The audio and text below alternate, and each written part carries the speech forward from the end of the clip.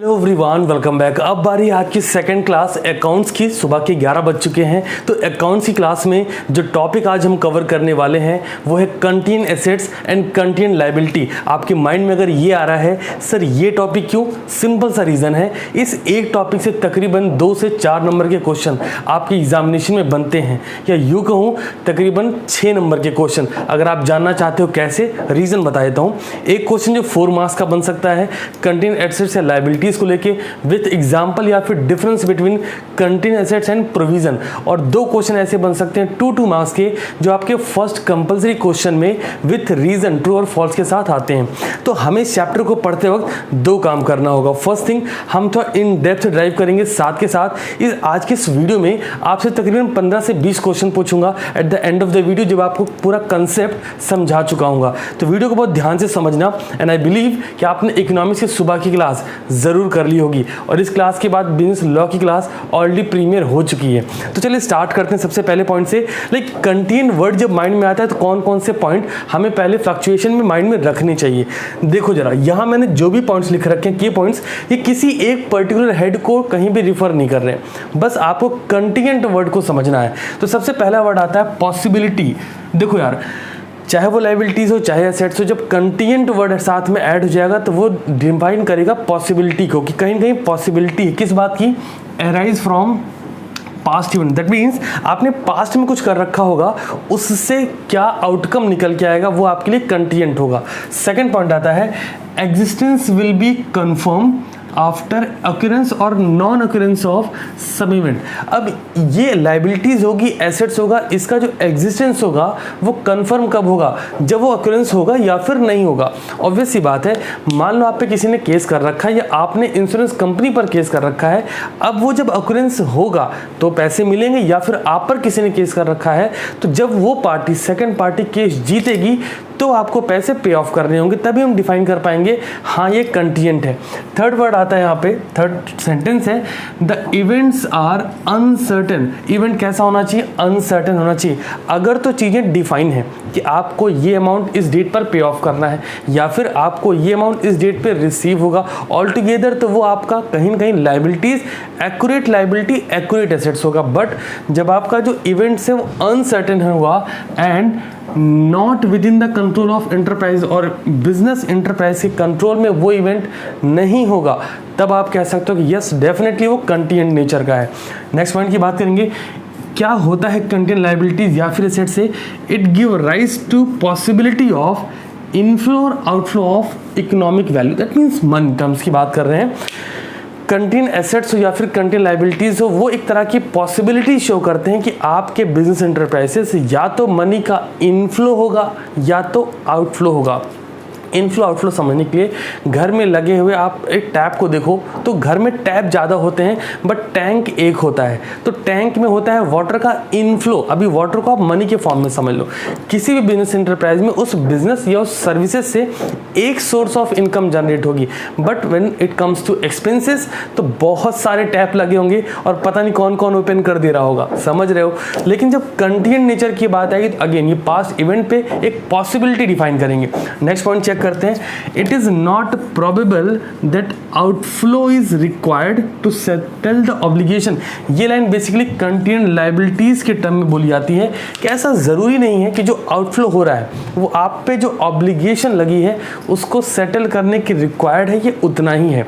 तो ये तो मैंने अभी तक जो समझाया वो सारा का सारा कंटिजेंट वर्ड को डिफाइन करता है। कुछ एक बेसिक टर्म है, फिर से रिवाइज करा देता हूँ। सबसे पहला, ये पॉसिबिलिटी शो करेगा किस बात की, कि जो इवेंट है वो अनसर्टेन है और उसकी ऑब्लिगेशन किसी चीज़ के ऑकरेंस होने या ना होने पे डिपेंड करेगी। साथ में इस इवेंट के होने की वजह से बिजनेस एंटरप्राइज में या तो मनी का इनफ्लो होगा या फिर मनी का आउटफ्लो होगा, और ये जो इवेंट होंगे ये बिजनेस के कंट्रोल में बिल्कुल नहीं होंगे।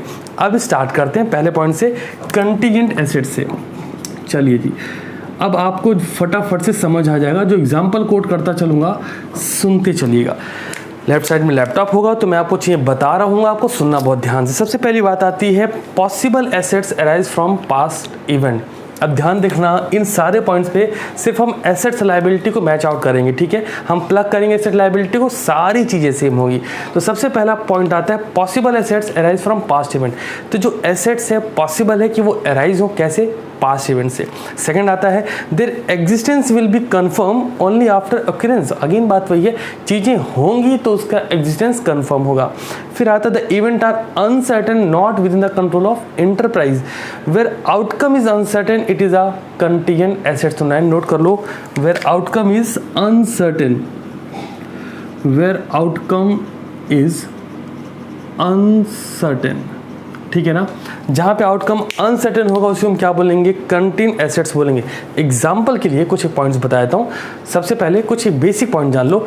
एक सवाल है, सर ये जो रिकग्निशन नहीं, हम फाइनेंशियल स्टेटमेंट में ना ही कंटीजेंट एसेट्स को दिखाते हैं ना ही कंटीजेंट लायबिलिटीज़ को दिखाते हैं। कई बार आपने देखा भी होगा कंटीजेंट लायबिलिटीज़ जो होती हैं वो बैलेंस शीट के ना लायबिलिटी ना एसेट साइड में उसे नोट्स में दिखाते हैं बैलेंस शीट के बाद, तो इनको रिकग्नाइज नहीं किया जाता। ड्यू टू विच कंसेप्ट, पहला क्वेश्चन है आपके दिमाग में, फटाफट से कमेंट में आंसर करो। अच्छा, आंसर प्रीमियर में मत करना, कमेंट सेक्शन में करना। फिर से सवाल रिपीट कर रहा हूँ कि हम जब कंटीजेंट एसेट्स या लायबिलिटीज़ को शो नहीं करते हैं, रिकग्नाइज नहीं करते फाइनेंशियल स्टेटमेंट में, ड्यू टू विच कंसेप्ट। तो चलो, अगर आपका आंसर आ गया है, अब मैं आंसर बताता हूँ। Due to conservatism principle, because contingent assets arise होना है, फ्यूचर एक्सपेक्टेड प्रॉफिट को रिकॉर्ड नहीं करा जाता। नेक्स्ट पॉइंट की बात करेंगे। सर एग्जाम्पल बताता हूँ फटाफट से आपको। तो सबसे पहला एग्जाम्पल आप नोट करेंगे, claim logged against a party through legal process and verdict of which is still awaited. आपने क्लेम तो कर रखा है बट वो लीगल प्रोसेस के थ्रू हो जाएगा। तो जब वो लीगल प्रोसेस में ऑकरेंस होगा, चीज़ें आपके फेवर में होंगी तो आप केस जीतोगे। आप केस जीतोगे तो आपको एसेट्स वहाँ से इनफ्लो होगी। तो इस वजह से इसको बैलेंस शीट की लायबिलिटी या एसेट साइड में शो नहीं करते। चलो come to next point, contingent liabilities. Okay, second point आता है हमारे पास कंटीजेंट लायबिलिटीज का। देखो, कंटीजेंट लायबिलिटीज भी सारी इन्हीं पॉइंट्स पे डिफाइन करेंगे। सबसे पहला आता है possible obligation as from past event, बात वही है, सारे पॉइंट समझ रहे हो।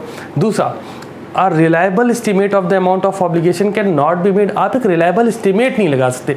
फॉर एग्जांपल, जब आप प्रोविजन फॉर बैड डेब्ट करते हो तो आपके पास एक रिलायबल एस्टिमेट होता है। जब आप कोई लायबिलिटीज पे ऑफ करने वाले हो तो आपके पास रिलायबल एस्टिमेट, एक अनुमान होता है कि लगभग कितने रुपए देने हैं। But in the case of contingent liabilities कोई अनुमान नहीं। किसी वर्कर का हाथ कट गया, अब क्या अनुमान है वर्कर कितना आप पे क्लेम करने वाला है। अगर तो आपने WCR बना रखा है, वर्कमैन कंपनसेशन रिजर्व, तो आप उससे पे ऑफ कर सकते हो। बट अगेन बात वही है कि वर्कर का हाथ कटा, वर्कर की डेथ हो गई, या कुछ ऐसी लायबिलिटीज होगी जो आपने सोचा भी नहीं था, जिसके लिए कोई प्रोविजन, कोई रिजर्व नहीं कर रखा है आपने, और अचानक से आपके बिजनेस पे हुई। किसी पार्टी ने, जैसे मैगी कंपनी की बात करें, नेस्ले कंपनी की, तो मैगी पर केस हुआ। क्या मैगी प्लान करके चल रही थी कि केस होगा उस पर? नहीं ना, उस पर केस हुआ, केस वो हारी, उसको पैसा पे ऑफ करना पड़ा। तो जरा समझो, क्या मैगी या नेस्ले कंपनी ने उस पर्टिकुलर केस के लिए जो उन पर फाइल किया गया, जो उनके लिए लायबिलिटी थी, कंटीजेंट नेचर की क्यों हुई? बिकॉज उसके लिए कोई प्रोविजन रिजर्व उन्होंने क्रिएट नहीं किया होगा, उन्हें पता ही नहीं था कुछ ऐसा भी होने वाला है भारत में। अगला आता है, अगेन बात वही, कंटीजेंट लायबिलिटी को कोई रिकग्निशन नहीं मिलता है, बैलेंस शीट की नोट्स में से दिखाया जाता है। एग्जाम्पल अगर हम बात करें तो कोई भी केस आप ले सकते हो, फिर भी कुछ पॉइंट्स बता दे रहा हूँ। Bill discounted but not yet matured, आपने बिल डिस्काउंट तो करा लिया बट मैच्योर नहीं हुआ है अभी। Guarantee given respect of third party के रिस्पेक्ट में आपने गारंटी दे डाली। स्टेचुटरी लायबिलिटी अंडर डिस्प्यूट, कोई केस चल रहा है, डिस्प्यूट है और लायबिलिटी आप पे आ चुकी, अब केस हारोगे तो पैसे पे ऑफ करने पड़ेंगे। क्लियर है? चलो, अब जो सबसे बड़ा सवाल है वो ये है कि सर कंटीजेंट लायबिलिटीज़ में और अदर लायबिलिटीज़ में डिफरेंस क्या होता है। आपका मॉड्यूल मैंने देखा, उसमें बेसिस ऑफ डिफरेंस नहीं दिए गए, और जब तक बेस नहीं पता है तब तक रटना चालू करोगे। तो बेसिस समझना। सबसे पहले मीनिंग, कंटीजेंट लायबिलिटी की बात करें, मे और may not arise depend on uncertain event. जो कंटीजेंट लायबिलिटी वो एक अनसर्टेन इवेंट पे डिपेंड करती है। बट अगर हम बात करें अदर लायबिलिटी की, present obligation arises from past event. तो समझो कंटीजेंट लायबिलिटी अनसर्टेन इवेंट पे डिपेंड कर रही है, जबकि अदर लायबिलिटीज़ जो भी पास्ट इवेंट है उन पे डिपेंड कर रही है। सेकंड, लेकिन ऑक्यूरेंस की अगर बात करें, अनसर्टेन है, पता ही नहीं है कि कंटीजेंट लायबिलिटी होगी नहीं होगी, पे ऑफ करना है नहीं करना है। बट जो अदर लायबिलिटीज़ है ऑलरेडी अक्योर्ड, पता है कि पे करना है। तीसरा, आउटफ्लो होगा क्या रिसोर्स से, अनसर्टेन है, सब कुछ अनसर्टेन, किसमें? कंटीजेंट लायबिलिटी में। बट अदर लायबिलिटी में कैश का आउटफ्लो सर्टेन है, पे करना पड़ेगा। अगला रिकग्निशन, कंटिन लाइबिलिटीज़ को रिकग्नाइज नहीं करते, फिनेंशियल स्टेटमेंट में नहीं शो करते, बट अदर लाइबिलिटीज़ को लाइबिलिटी साइड में शो करते हैं। नेक्स्ट डिस्क्लोजर, बैलेंस शीट में नहीं दिखाते, नोट्स में दिखाते हैं, बट अदर लाइबिलिटीज़ को बैलेंस शीट की लाइबिलिटी साइड में पूरे शिद्दत के साथ दिखाया जाता है। नेक्स्ट एग्जाम्पल जो बताए वही होंगे, लाइक एरियर ऑफ डिविडेंड बात कर लो, पैसे पे ऑफ करने हैं, और अदर लाइबिलिटी में लाइक कुछ भी कर लो, क्रेडिट कर लो, bills payable, outstanding bank overdraft, जो मन करे। अब बात करेंगे as per accounting standard 29 AS 29। Sir किस बारे में है ये? सर ये है प्रोविज़न के बारे में। सर प्रोविज़न क्या होता है सर? बस इसी टॉपिक कवर करके फिर क्वेश्चन आपसे पूछना स्टार्ट करेंगे। सर प्रोविज़न की बात जब आएगी तो माइंड में सबसे पहले आना चाहिए provision is created out of profit for non liabilities, जो पता है उसके लिए क्रिएट करेंगे। दैट मीन्स कंटिन लाइबिलिटीज़ के लिए प्रोविज़न नहीं बनने वाला, ठीक है ना। तो जरा बात करते हैं फटाफट से इस पॉइंट पर। प्रोविज़न के लिए हम बोलेंगे present obligation as a result of past event. Provision हमेशा रिकग्नाइज भी होगा और पास्ट इवेंट पे ही डिपेंड करेगा। अब डिफरेंसेस की बात चेक करिए, कंटिन लाइबिलिटीज़ और प्रोविज़न में डिफरेंस करने वाले हम लोग, ठीक है जी। कंटिन लाइबिलिटीज़ और प्रोविज़न में डिफरेंस करने वाले हैं, तो जरा समझो बेस और डिफरेंस फिर से काम करेगा। प्रोविज़न के लिए हम बेस लेंगे सबसे पहले मीनिंग। तो कंटिन लाइबिलिटी में बात करें पॉसिबल ऑब्लिगेशन विच मे और मेन अनसर्टेन, एक बात दिमाग में सेट करनी है। Provision present liability of uncertain amount not event. Provision में अमाउंट अनसर्टेन है, इवेंट कन्फर्म है, बट अगर हम बात करें कंटिन लाइबिलिटी में यहाँ अमाउंट और इवेंट दोनों अनसर्टेन है। अगला रिकग्निशन क्राइटेरिया, साफ बात है कंटिन लाइबिलिटी को रिकग्नाइज नहीं करते फाइनेंशियल में, जबकि प्रोविज़न को रिकग्नाइज करते हैं क्योंकि क्राइटेरिया मीट आउट करता है। अगर आप बात करो प्रोविज़न फॉर बैड डेब्ट की तो डेटर में से लेस करते हैं। जजमेंट ऑफ मैनेजमेंट, ऑब्वियस सी बात है कंटिन लाइबिलिटी की बात करें तो यहाँ पे आउटफ्लो होगा, डिपेंडेंट करता है इवेंट पर, बट यहाँ अगर बात करें प्रोबेबल आउटफ्लो है, कन्फर्म रहेगा। चलिए अब बहुत ज़्यादा इन डेप्थ ना जाते हुए कुछ सवाल आप लोगों से।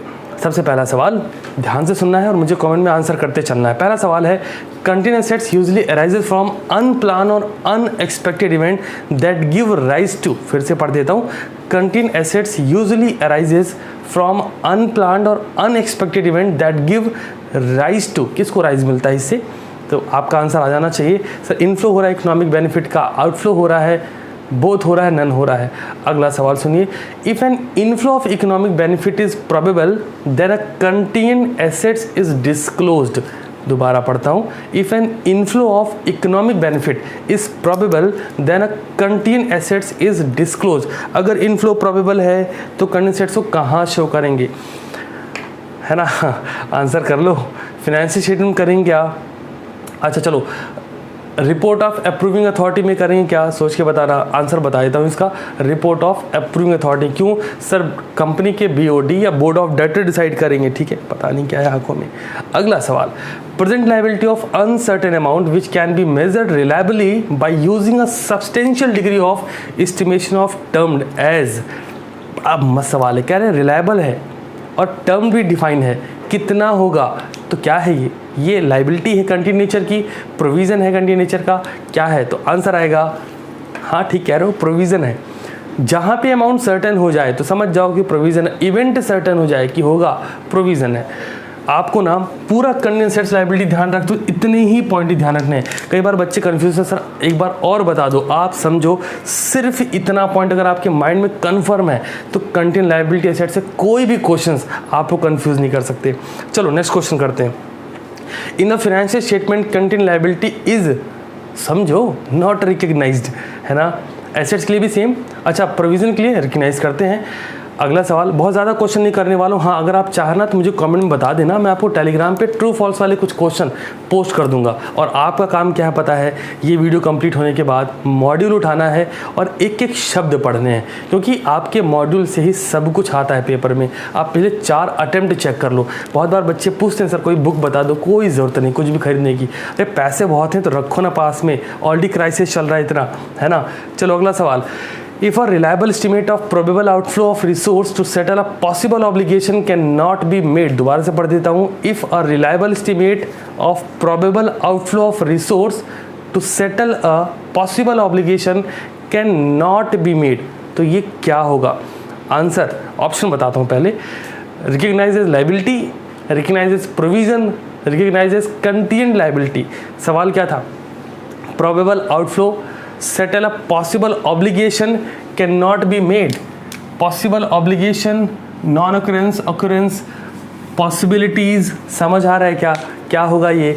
आपको ना कुछ वर्ड ढूंढने, uncertain event, possibility, depend on occurrence and non occurrence, समझ आ रहा है? Not in control of business enterprises, इतने शब्द ढूंढ लो, मैंने आपके लिए जो ढूंढे हैं ना ये इतने शब्द ढूंढ लो, कोई भी क्वेश्चन हो आप उसमें बिल्कुल करेक्ट आंसर करके आओगे। That's all from my side. I hope आपको चीज़ समझ आई।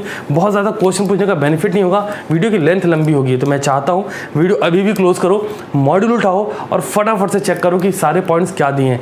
नोट्स ज़रूर बनाते रहना। चलो मिलता हूँ 12 बजे बिजनेस लॉ क्लास में, और तब तक के लिए पढ़ना शुरू कर दो।